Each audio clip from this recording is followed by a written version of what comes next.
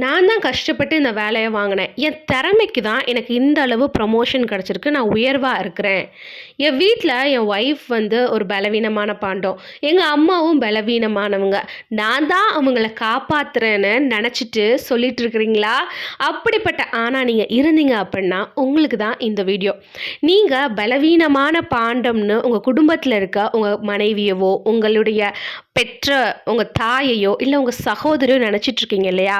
அவங்க கர்த்தரோட கண்ல எப்படிப்பட்ட பெண்ணா இருக்காங்க தெரியுமா? பிலிப்பியர் 4வது அதிகாரம் 13வது வசனத்துல, "என்னை பலப்படுத்துகிற கிறிஸ்துவினாலே எல்லாவற்றையும் செய்ய எனக்கு பலன் உண்டுங்கிற வசனத்துல ஸ்ட்ராங்கா நிக்கிற ஒரு ஸ்ட்ராங்கான பெண்மணியா தான் அவங்க கர்த்தரோட கண்கள்ல தெரியிறாங்க. எத்தனையோ நாட்கள் உங்க ஆஃபீஸ்ல நடக்கிற பிரச்சனைகள நீங்க அவங்கள்ட்ட வந்து சொல்லுவீங்க இல்லையா? அப்போ உங்களுக்காக அவங்க ஜெபம் பண்ணுவாங்க. ஜெபம் பண்ணுவாங்க. உங்கள குறிச்சு வருத்தப்படுவாங்க. திருப்பியும் அவங்க ஜெபம் பண்ணுவாங்க. அவங்க வொர்ஷிப் பண்ணுவாங்க. நெறைய பிரச்சனைகள் சந்திப்பாங்க. நீங்க சந்திக்கிற பிரச்சனையும் நீங்க அவங்க தலையில தானே போய் போடுவீங்கல்ல. அதையும் சந்திச்சு திருப்பியும் அவங்க வொர்ஷிப் பண்ணுவாங்க. அவங்க கர்த்தர விசுவசிப்பாங்க. அழுவாங்க. ஆனா திருப்பியும் கர்த்தர விசுவசிப்பாங்க. அவங்க உங்க மேல அதிகமான நம்பிக்கை வைப்பாங்க. ஆனா சில சமயங்கள்ல உங்களால முடியாதோன்னு பயப்படுவாங்க.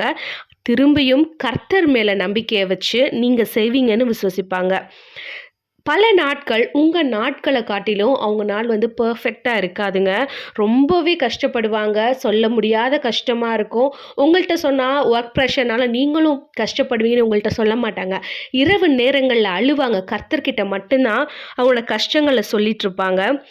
ஏன்னா, அவங்க நல்லாவே தெரியும். விசுவாசத்தினால கூடாத காரியம் ஒண்ணுமில்லைன்னு. ஒருவேள உங்க வீட்ல இருக்க பெண்கள நீங்க மதிக்கலன்னா, இன்னைக்கு போய் அவங்க கிட்ட சாரி சொல்லுங்க. ப்ளஸ் தேங்க்ஸ் சொல்லுங்க. அவங்க கூட ஜெபம் பண்ணுங்க.